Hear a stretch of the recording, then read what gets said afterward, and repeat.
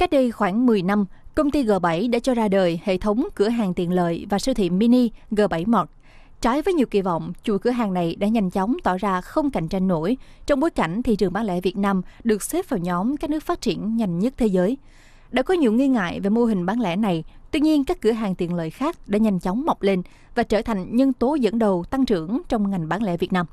Theo nghiên cứu trong vòng 3 năm, từ năm 2012 đến 2014 của Nielsen, các siêu thị nhỏ trong cả nước đã có sự tăng trưởng ấn tượng từ 863 lên 1.452 cửa hàng ở khu vực thành thị. Cũng trong khoảng thời gian này, số cửa hàng tiện lợi cũng đã tăng từ mức 147 lên 348. Trong đó, Shop & Go đang dẫn đầu hệ thống cửa hàng tiện lợi khi vượt qua ngưỡng 100 cửa hàng từ nhiều năm qua. Circle K cũng đã chạm mốc 100 cửa hàng trong tháng 2 năm 2015. Đến sau trong bảng danh sách, nhưng gần đây, Family Mart cho biết mình đã có 70 cửa hàng tại Việt Nam và đang phấn đấu đạt mức 100 trong năm nay. Chuỗi cửa hàng này tham vọng chiếm 30% thị phần với khoảng 5.000 chi nhánh trong tương lai.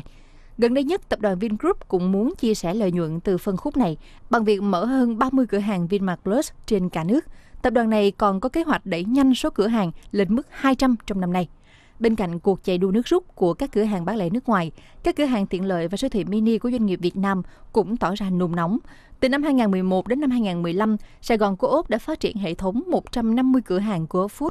Satra cũng đã phát triển và nắm trong tay chuỗi 70 cửa hàng Satra Food.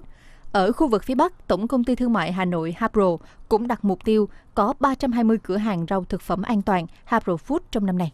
Ngoài ra, người tiêu dùng còn đang náo nức đón chờ chuỗi cửa hàng tiện lợi hàng đầu Nhật Bản 7-Eleven. Hệ thống này lên kế hoạch hiện diện ở Việt Nam vào năm 2017 với mục tiêu nâng số cửa hàng lên 100 sau 3 năm và 1.000 sau 10 năm.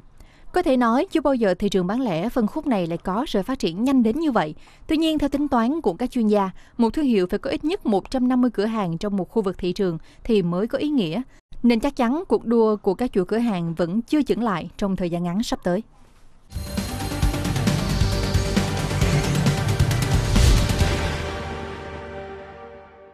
Xin chào mừng quý vị và các bạn quay trở lại với chương trình Đồng tiền thông minh trên kênh truyền hình FBNC, phỏng vấn ông Vaughan Ryan, Tổng Giám đốc Công ty nghiên cứu thị trường Nielsen Việt Nam về chủ đề chỉ số niềm tin người tiêu dùng. Chúng ta biết được rằng người tiêu dùng Việt Nam đang nằm trong top 10 nước lạc quan nhất trên thế giới. Thế còn các nhà bán lẻ thì sao? Chúng ta sẽ tìm hiểu về khía cạnh này trong phần 2 của chương trình nhé. According to Nielsen Research Analysis, the Vietnam Consumer Confidence Index decline is largely due to a struggling domestic retail sector.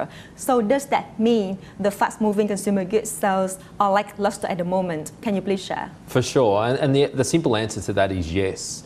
What we refer to as FMCG or fast-moving consumer goods is certainly flat right now. It was only in 2012 that the FMCG environment in Vietnam was the fastest growing in the world.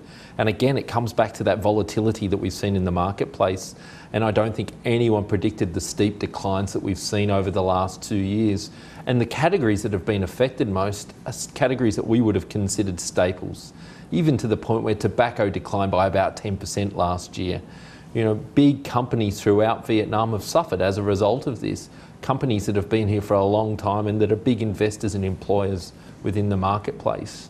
So I think that this is something that has certainly impacted the retail side of Vietnam's business and results. So in your opinion, does this negative trend shall endure, and should we expect a recovery in the near future? Yeah, this is the probably $100 million question, and the simple answer is based on the forecasts that we've done. No, we don't expect it to rapidly rise again. We do see over the next 2 years that the market will be relatively stable. We sort of are expecting somewhere between 1 to 4% growth. That is obviously very dependent upon a number of different aspects within the marketplace. But there are going to be some pockets of excellence. And where we're seeing those pockets of excellence, they're typically where manufacturers are executing programs in store exceptionally well. We're seeing great innovation where those manufacturers are seeing bigger than the average growth. And probably the final step is where they're really truly understanding what consumers' needs and drivers are. And the Vietnamese consumer is far more sophisticated than they were 2 or 3 years ago. That's very true. Yeah. I think the big aspect to this too that we haven't seen in the past is the desire from Vietnamese consumers to buy Vietnamese made.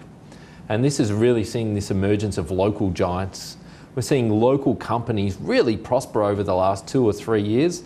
And I guess the hesitancy to buy a made in Vietnam product is no longer. You know, they're very proud to buy a made in Vietnam, whether the core goods were made here or grown here is a really true aspect of what Vietnamese consumers want. So if that's the case, now let's talk about the Vietnamese retailers. Do you think that the Vietnamese retailers are as optimistic as the Vietnamese consumers? Yeah, again, the challenge for them is no. Competition is growing all the time in Vietnam, and it's coming from so many different angles. Traditional trade versus modern trade, and the whole dynamics of the differences between the modern trade retailers, whether it be supermarkets or hypermarkets, cash and carries like Metro, through to convenience stores that we're seeing growing in abundance right now, particularly within Ho Chi Minh City.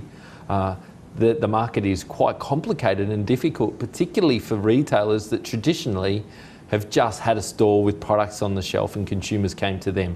They're having to look at new ways to drive consumers, or as we would refer to it, foot traffic into their store.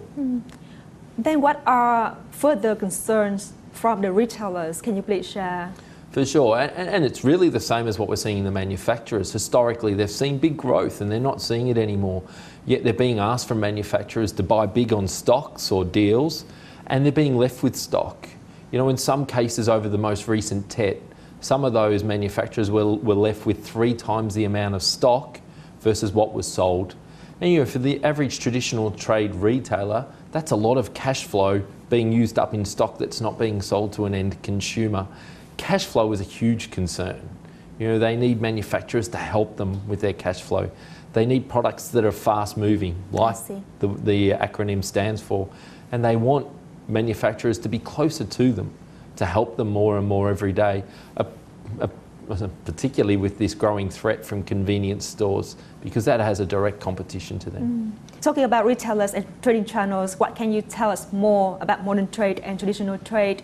Is there any shift from this trading channel to another trading channel? And what is the insight, what is the impact behind that? For sure. Interestingly, over the last 12 months, despite the store growth within supermarkets and hypermarkets, that channel didn't grow. So store for store, they actually declined. What did grow was this emergence of a convenience channel.